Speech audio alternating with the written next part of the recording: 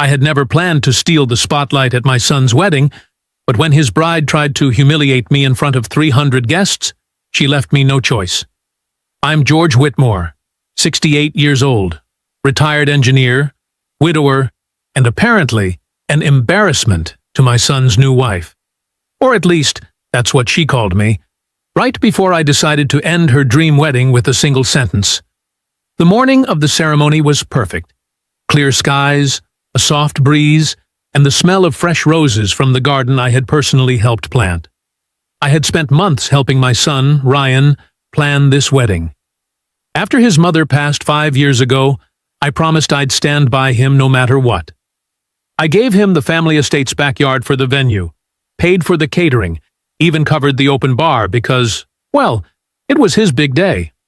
Ryan had always been my pride. A kind, hard-working man who had found love in a woman named Claire. She was beautiful, charming, at least when people were watching. But behind the scenes, I'd caught glimpses of something else. Arrogance, entitlement, a constant need to control. I had tried to warn Ryan once, gently.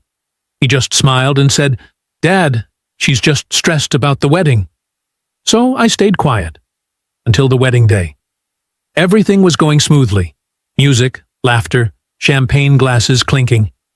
Then came the speeches. Ryan spoke first, tearful and sincere. Claire's father followed, bragging about the expensive designer gown and the impressive guest list. And then, unexpectedly, Claire stood up and took the microphone. She smiled at the crowd, her diamond earrings catching the sunlight. "Before we all toast," she began, "I just want to thank everyone who made this beautiful day possible." Applause. She continued, "Especially my family, who spared no expense to make this dream come true. And of course, my dear husband, who worked so hard to give us the future we deserve." More applause. I smiled, proud of my son.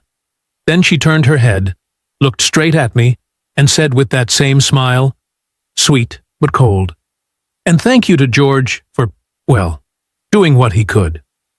The crowd went silent for a second. Then a few nervous chuckles rippled through the guests. I blinked, unsure I'd heard her right. Claire tilted her head, pretending innocence. "I mean, it's lovely that he wanted to help even after retirement. But, you know, budgets are tight when you live on a pension." The laughter grew louder this time. I saw a few people exchange awkward looks. My son's face turned pale. Ryan whispered, "Claire, what the hell?" But she kept talking, smiling wider. "Oh, I'm only teasing. George has done his best. I'm sure